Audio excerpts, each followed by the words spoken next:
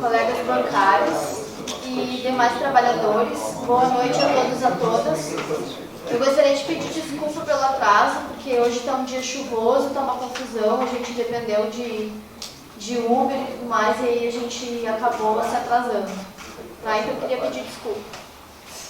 Eu gostaria de fazer uma saudação especial à diretoria da Federação dos Bancários, dos Trabalhadores e Trabalhadoras, Instituições Financeiras, que é a nossa FETRAF. Tá? Meu nome é Virgínia, eu sou diretora de formação do Sindicato dos Bancários, eu sou empregada da Caixa. Tá?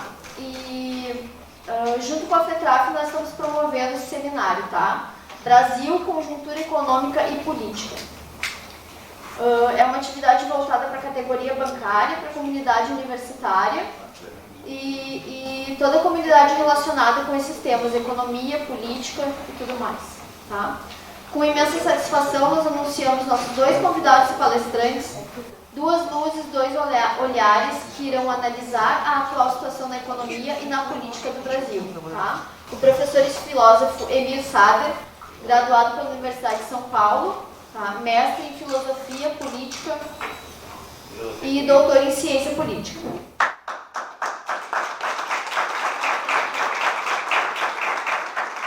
O professor e filósofo Emir Sader, o professor Márcio Postman, economista pela Universidade Federal do Rio Grande do Sul, pós-graduado em Ciências Políticas e doutor em Economia pela Unicamp.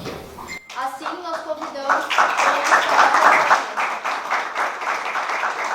Eu vou passar a palavra agora para o professor Márcio Postman e vamos contar mais ou menos mais 30 minutos. Certo? Muito obrigada. Olá, então, todos. Abraço fraterno, fala sentado, não tem todo esse vigor do Sander. Teve um pai que era vendedor, é isso?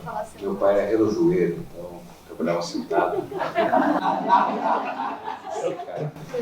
Eu estou me exercitando porque dia 22 temos um jogo no campo Sócrates.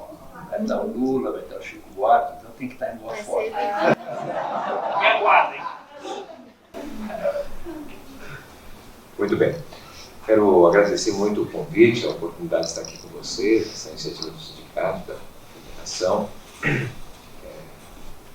Sempre bastante positiva a oportunidade de um diálogo, especialmente tendo aqui na abertura o professor Sader, que é a nossa referência em termos de um balizamento das questões que ele nos trouxe aqui muito importantes e que dialogam, de certa forma, com um olhar do passado, tentando entender o presente. Né?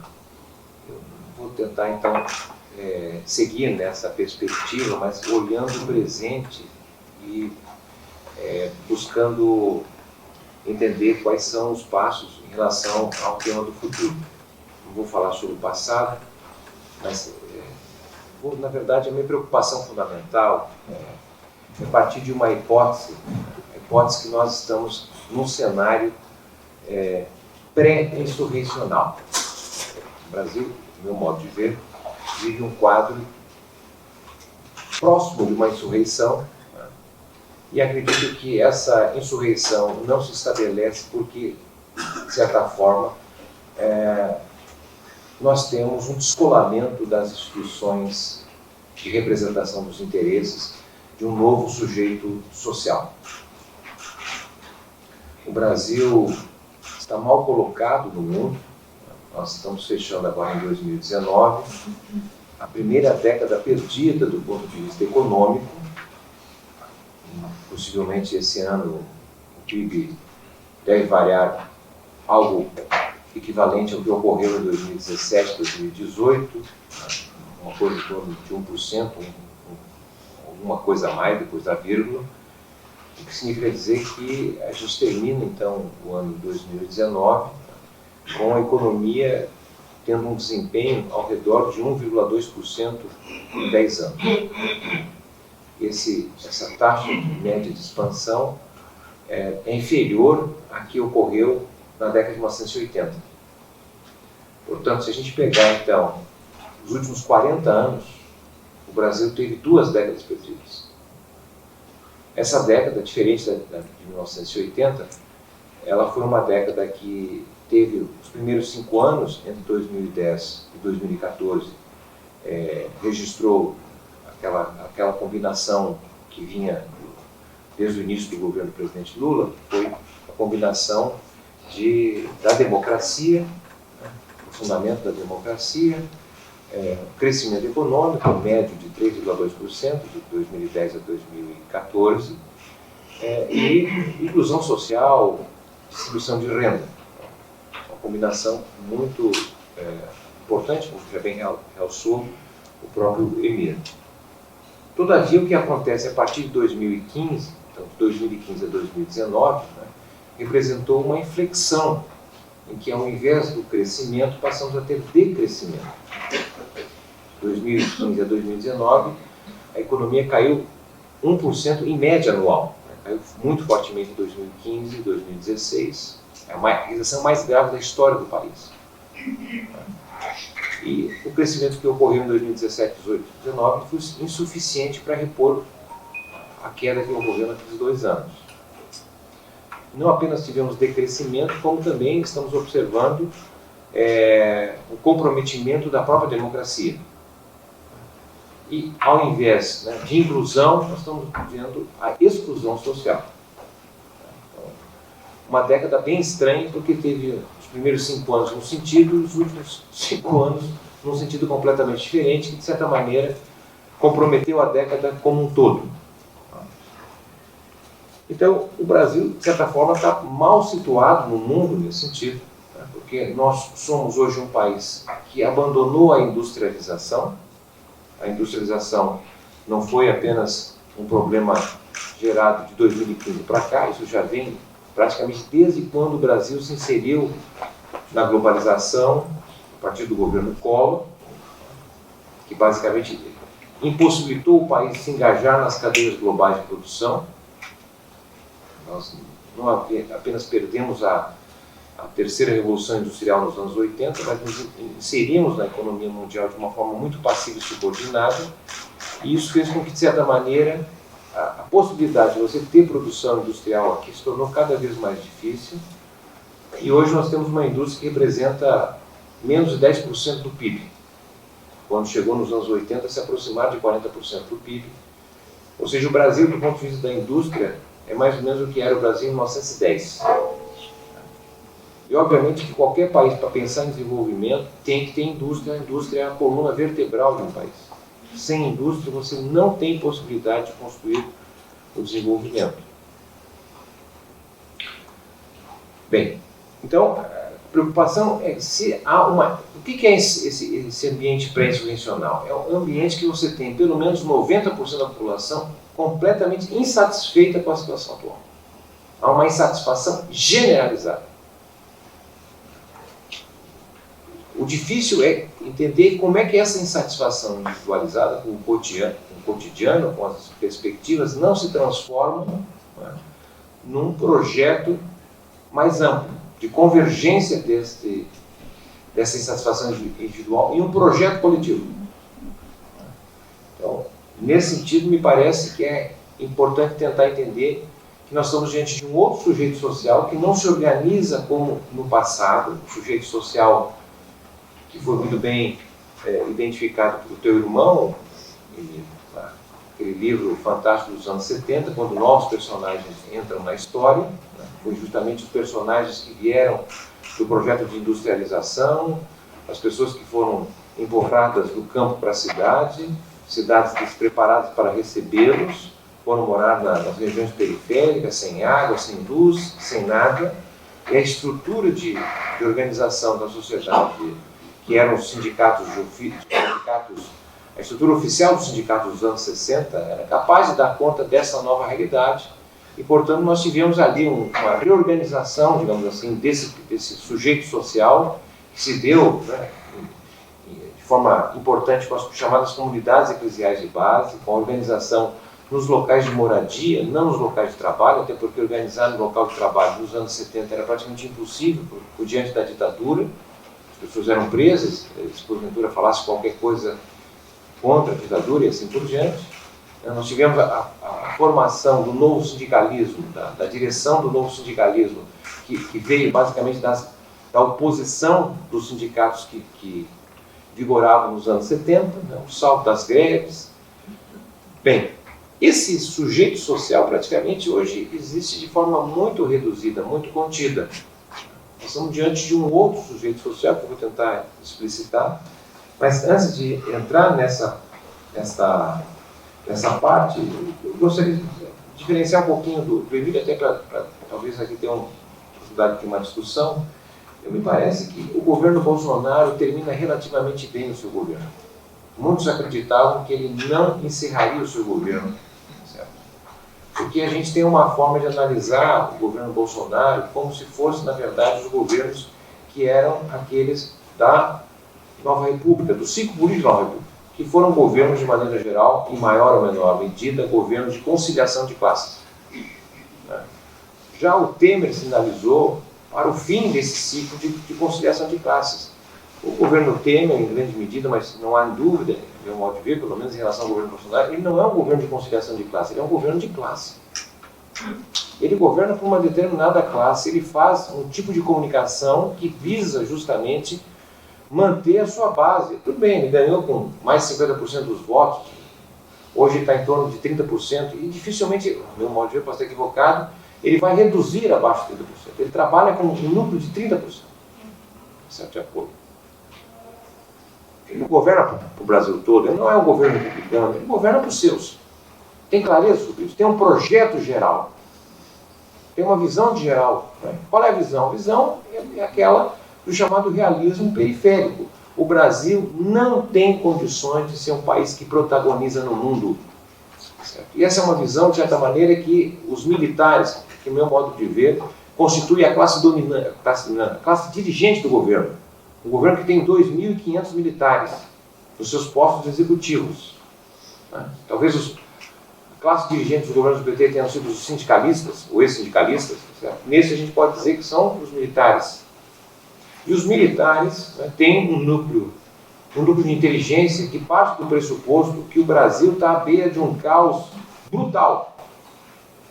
E, em grande medida, esse caos brutal tem a ver com o que foram os governos da democracia, os governos do ciclo político da Nova República, de 85, incluindo PMDB, PSDB, PT. Para eles, na verdade, esses governos destruíram a indústria. E sem indústria não tem forças armadas. A construção do desenvolvimentismo no Brasil é uma construção autoritária, mas que, de certa maneira, foi a possibilidade que Getúlio teve em 1938 ao estabelecer o Estado Novo. Por quê? Porque o Getúlio perdeu na Constituinte de 34, portanto, em 1938, 1938, teria eleição. E possivelmente o vitorioso, caso houvesse eleição presidencial, seria alguém vinculado às oligarquias. Era a volta à República Velha. E, portanto, ele faz uma aliança com os militares. Os militares detestam o povo, são autoritários, etc. Uma aliança, digamos assim, pela direita, mas foi a aliança que viabilizou o projeto de industrialização. O Brasil moderno, o Estado que nós conhecemos, tem a ver com o Estado Novo. Tudo que nós temos, o DASP, tá certo? O planejamento, tudo tem a ver com o que aconteceu a partir do Estado Novo. A CLT, Consolidação do Trabalho, é de 43. Certo? Então, o que diz, digamos, a base de inteligência dos militares? É o seguinte, olha, em 1938 se estabelece, na verdade, uma aliança. Para você ter forças armadas no país, é preciso, na verdade, você ter base de produção de armamentos. Porque o que você tinha até a década de 30 eram forças armadas, era o exército, na verdade, colonial. Era um exército que cuidava da fronteira, e olhe lá, e alguma coisa da ordem interna. Porque a questão social era um caso de polícia, como dizia Washington Luiz. Só que essas forças armadas não tinham armamento, tecnologia nacional. Tudo era importado. Então, era um exército colonial. A possibilidade de você ter forças armadas, de fato, pressupunha ter industrialização, ter indústria. E, portanto, a base dos militares se une nesse sentido no Brasil, num projeto de Brasil grande. que dizem os militares, essa base mais inteligente, é o seguinte, olha, o que aconteceu é que o regime militar, tá certo? O Brasil em 1980 era a oitava economia do mundo, o PIB brasileiro era 4,5% do PIB, o PIB brasileiro era 4,5% do PIB mundial, tá certo? E o que nós temos hoje é um Brasil cujo PIB representa 1,8% do PIB mundial. E você não tem base industrial, portanto não tem forças armadas. E nós estamos falando de forças armadas agora, não é o submarino, na verdade nós estamos falando de guerras, tá certo? Guerras num outro patamar. Então, a democracia no Brasil, tá certo, destruiu a base material sobre a qual as Forças Armadas poderiam atuar, e hoje nós não temos condições mínimas de governar o território nacional. Dizem os militares. Eu estou concordando com eles, estou dizendo que o outro lado pensa também. E avalia o seguinte, o Brasil hoje está sendo governado pelo crime organizado. Não é possível acreditar que as polícias militares hoje controlam o país, porque as polícias militares, na maior parte das vezes, estão contaminadas pela corrupção e pelo crime. O Brasil saiu de uma população carcerária relativamente irrisória nos anos 90 e construiu a terceira maior população carcerária do mundo. O Brasil hoje responde por 14% dos homicídios do mundo. Mais de 60 mil pessoas são assassinadas. E você tem hoje uma polícia militar que ameaça entrar em greve a qualquer momento. Vocês têm um quadro de instabilidade da questão da ordem do país. Enorme. E eles dizem o seguinte, olha, nós somos 100 e poucos militares, não temos condições de fazer esse tipo de ação no Brasil, caso vier. Vejam a greve dos caminhoneiros, pararam o país. Em função da greve que aconteceu, a legislação estabeleceu 70 mil caminhoneiros foram presos. Caminhões foram presos. Quem é que tira os caminhões? Quem dirige 70 mil caminhões? Quem opera essa parte?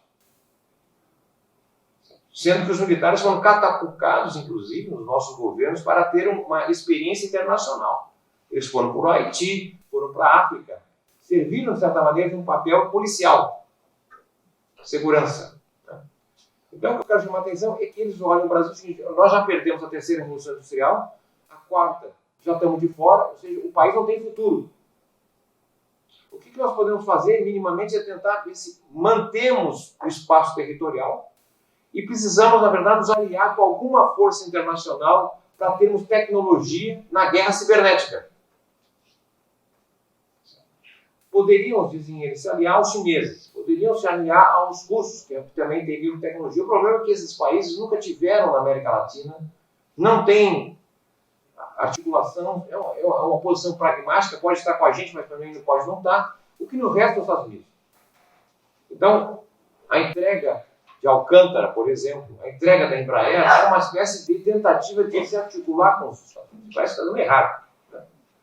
Mas eu queria chamar a atenção que eles têm um projeto global. Nós fizemos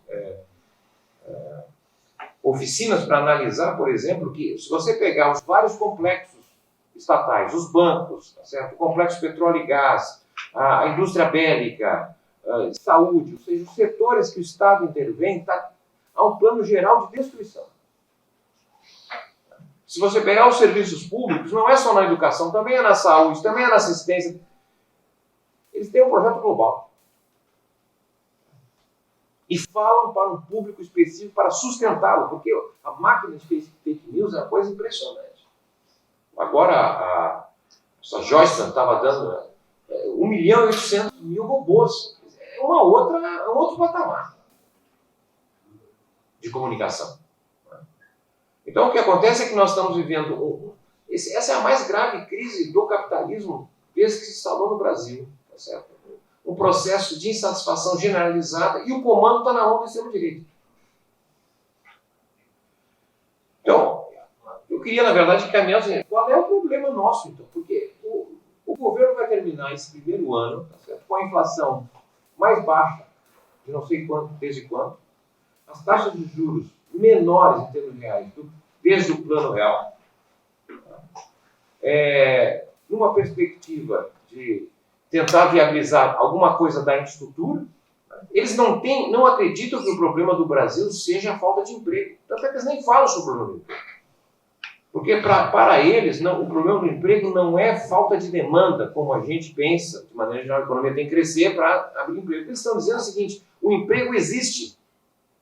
Acontece que as empresas estão impossibilitadas de contratar trabalhadores porque há obstáculos à contratação. Que obstáculos? O custo do trabalho é muito caro, tem muita legislação. Portanto, retirando direitos, as empresas em algum momento vão contratar, obviamente com salários de fome, que é o que predominava no Brasil até a década de 1930. Ou seja, o desemprego que existe somente é um desemprego voluntário.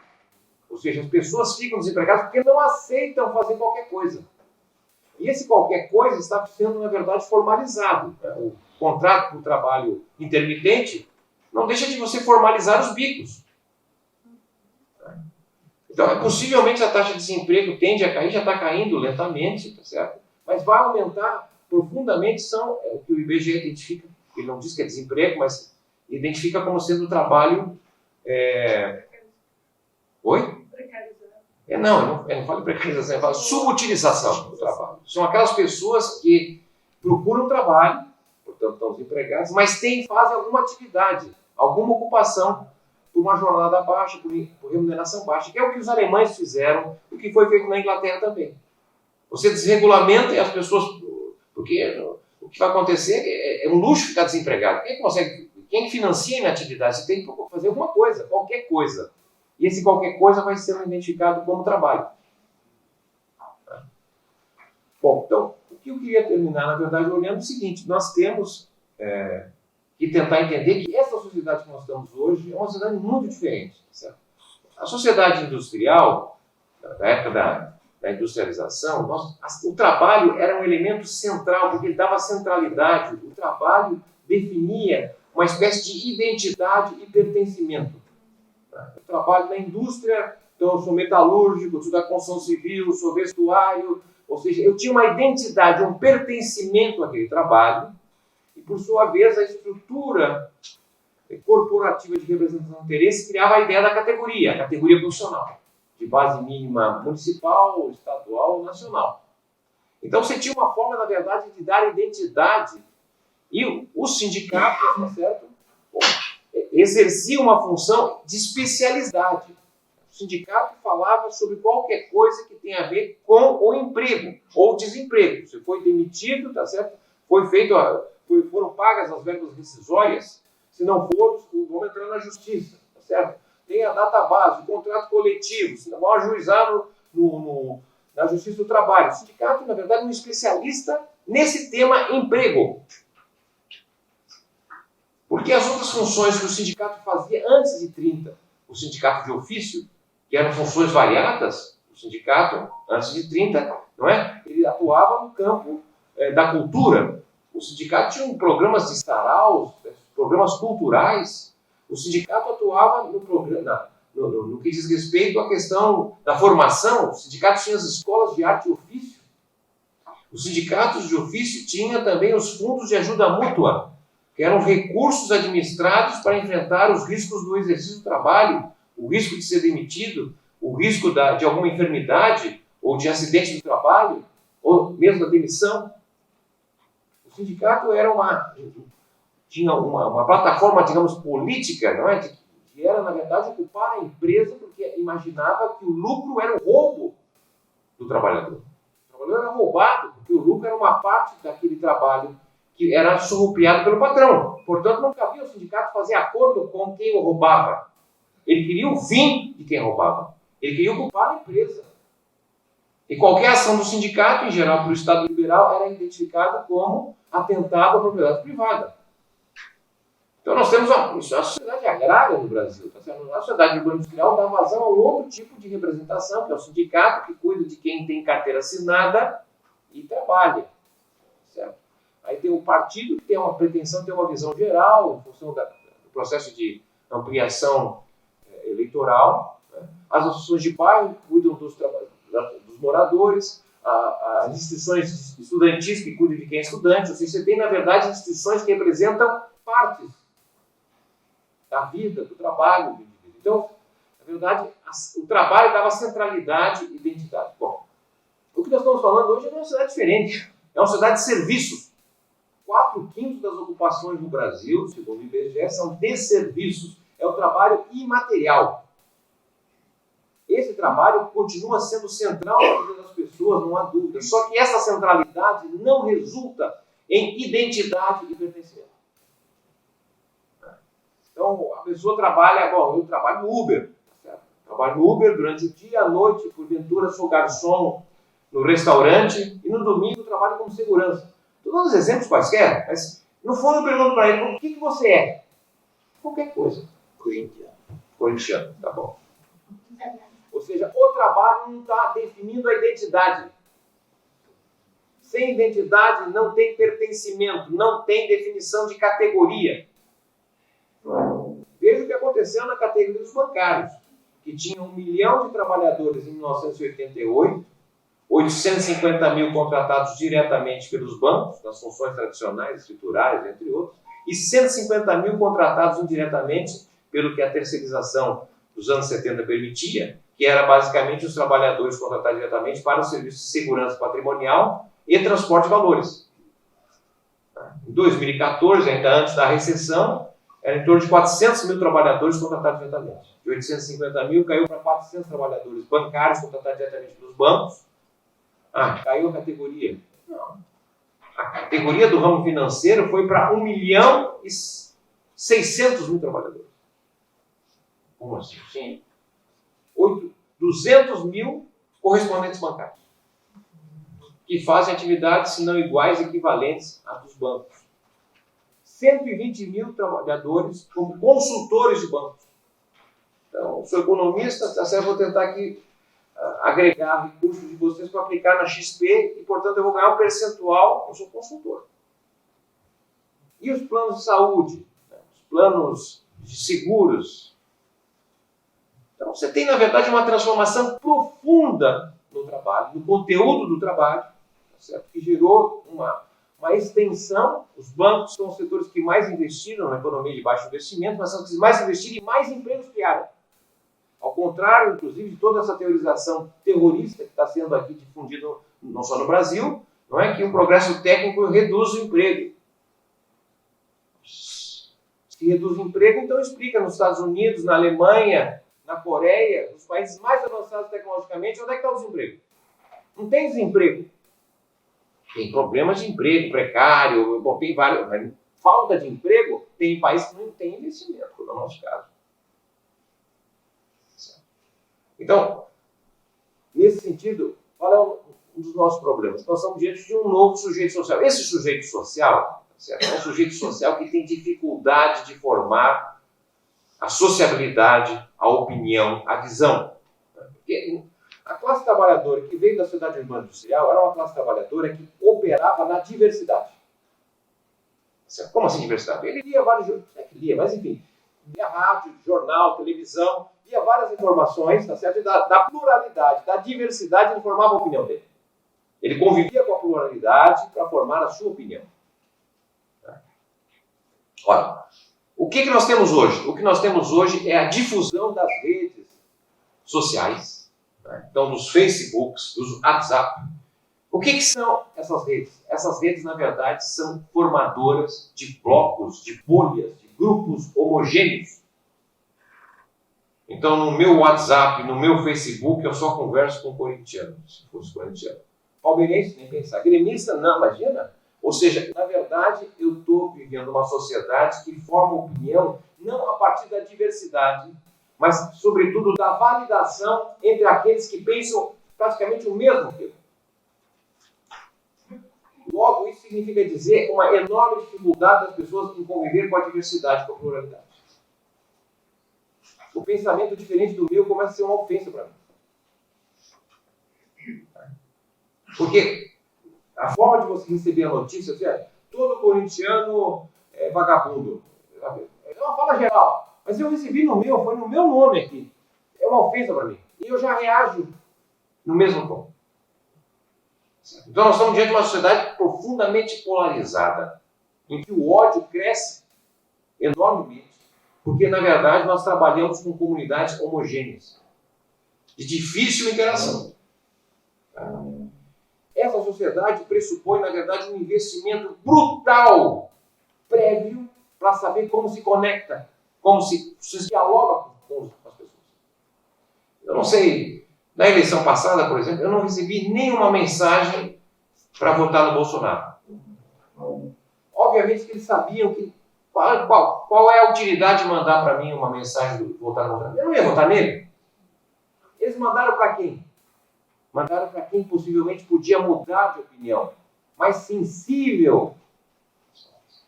Ou seja, nós estamos vivendo uma sociedade em que não somente a opinião das pessoas, as pessoas, na verdade, ouvem aquelas que validam a sua opinião e não aquelas que tornam mais complexo o entendimento. É uma sociedade mais simplificada nesse sentido. E, portanto, as falas simplificadas é que têm mais sucesso. Ao mesmo tempo, é uma sociedade que, na verdade, dialoga com quem, na verdade, a conhece previamente. Porque o que está acontecendo é que nós disponibilizamos nossas informações, né? Basta a gente entrar aqui no celular ou na internet para, por hipótese, ver preço de passagem de avião, e nas próximas semanas você vai receber propaganda de passagem de avião. Ou seja, você, com base na informação, chega a informação para você. A informação que você... Então, os sindicatos, os partidos têm uma massa de informação que não usam. O sindicato tem o telefone das pessoas, com base no telefone, o mundo da pessoa. Os algoritmos. E a esquerda não trabalha com isso, não investe nisso. O nosso discurso, tá certo? É, de certa maneira, um discurso da sociedade industrial, um discurso racional. O que eu vou dizer agora é racional e assim, não está incorreto. Né? A situação no Brasil está ruim e vai piorar. Não está incorreto dizer isso. Certo? Mas é um discurso sem esperança. É um discurso equivalente a alguém que está com doentes. Ele vai no médico e o médico diz, você está com câncer e eu acho que na semana que vem você não vai estar mais aqui. A pessoa não volta para o médico. Ou o nosso discurso é um discurso de descrição da realidade. Olha, o desemprego é assim, assado e tal. Mas para o desempregado, tudo bem, é até bom saber a razão do desemprego, mas ele quer saber como é que ele sai do desemprego. Então eu vou no médico, mas o teu câncer é aquele tipo X que foi descoberto. Tudo bem, doutor, até bom saber, mas como é que eu vou sair do câncer?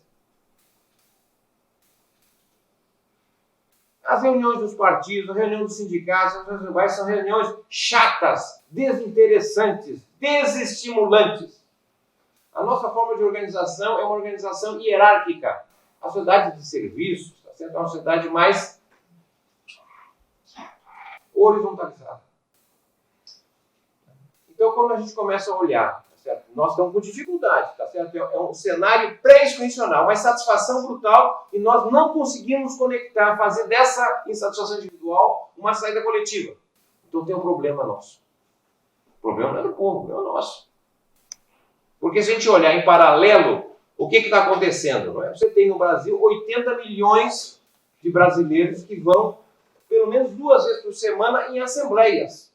Ficam 1 hora e meia nas reuniões dessas assembleias, que não são do sindicato, não são de partidos, são Assembleias de Deus. E o que eles vão lá na Assembleia de Deus? A fé? Uma coisa assim. Mas, na verdade, as assembleias organizam a opinião, tá certo? Organizam o atendimento, que hoje é cada vez crescente em termos de sociabilidade. Os indivíduos, nós não temos com quem falar sobre os nossos anseios, sobre as nossas tristezas, a não ser com aqueles que pensam igual a gente. Numa sociedade de serviços em que o que mais cresceu foram as famílias monoparentais, de um adulto e uma criança.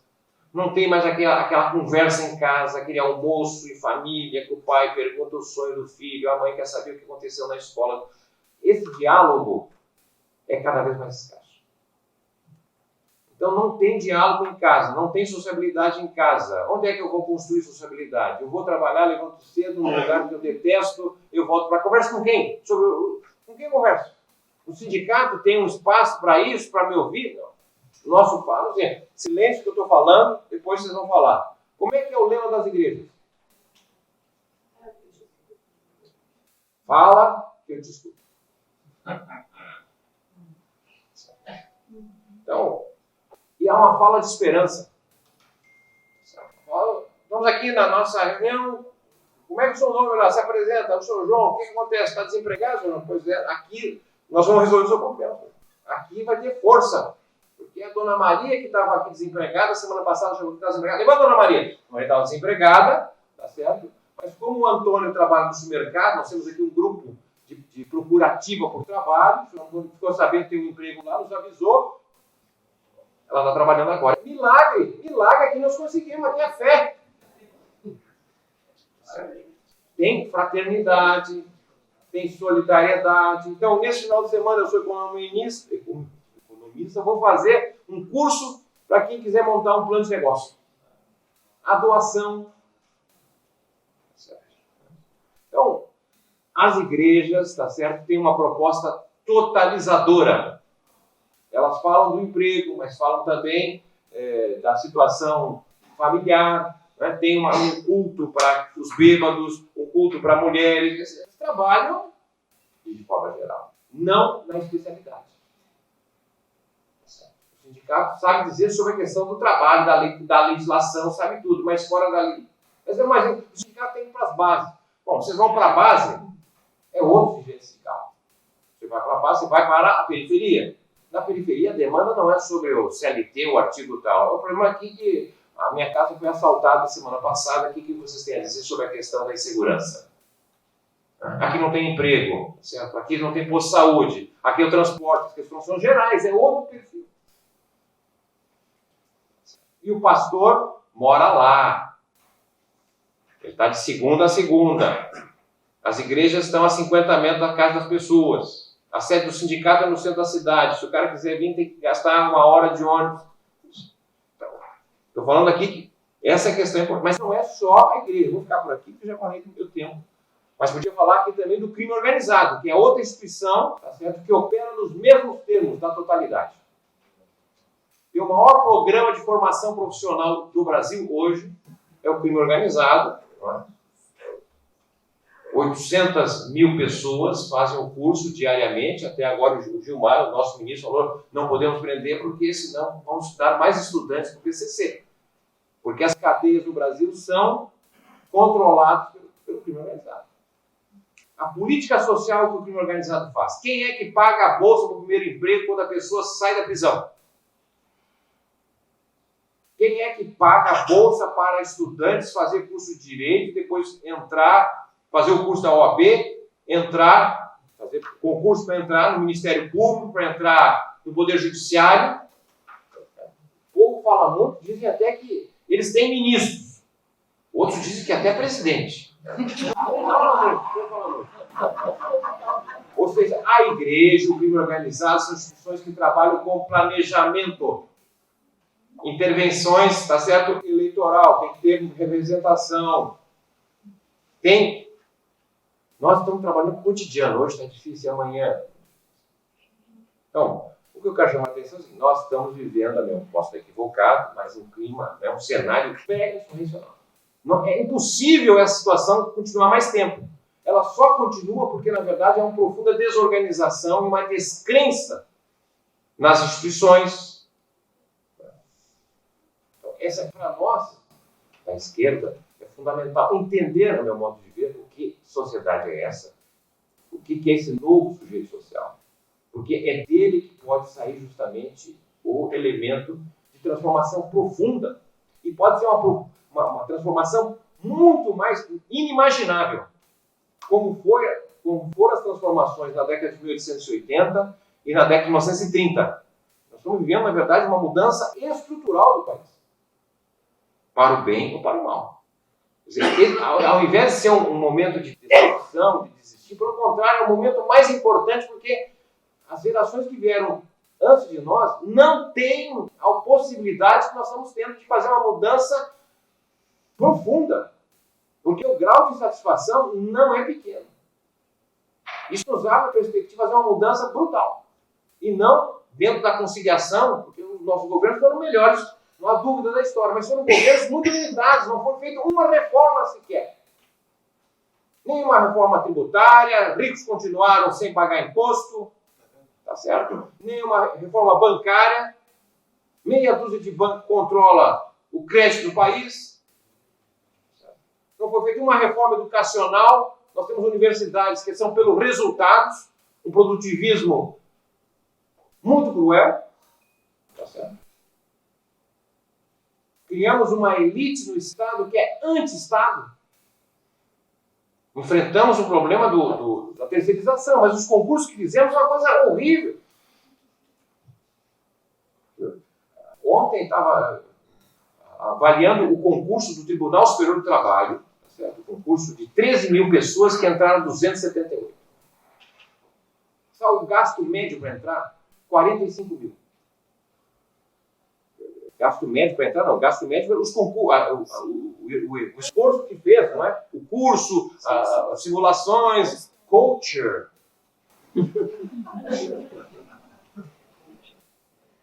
E pessoas que entraram, no mínimo, haviam feito 6 concursos anteriores. Então, e uma elite que é anti-Estado. Enquanto nós, na universidade, abrimos a universidade para atrair posso falar para o Unicamp, o CESIT, o sindicato e tal, tudo correto, o UNSD, está corretíssimo. Só que a elite do Estado foi, na verdade, ocupada por esses cursos da Fundação Getúlio Vargas, pelo INSPER, a propagação do neoliberalismo. Então, o cidadão que era coronel para virar general tinha que fazer um cursinho do INSPER, do FGV, que é um cursinho contra o Estado. E foi feito por juízes, foi feito pelo Ministério Público. Aqui no Brasil é uma coisa estranhíssima, porque o cara que é liberal, neoliberal, faz concurso público. Quer entrar no Estado. O Estado não presta, o cara quer entrar no Estado. É uma contradição, paradoxo brutal. Então, para terminar, não é? Vejo esse momento como um momento espetacular do ponto de vista das possibilidades da transformação. Não é, meu modo de ver, não é mais possível governos de conciliação de classe. É um governo de classe. Isso significa que nós temos a clareza de que a possibilidade que nós estamos tendo agora, poucas gerações tiveram. A questão é saber como é que nós vamos mexer com esse novo sujeito social. Muito obrigado.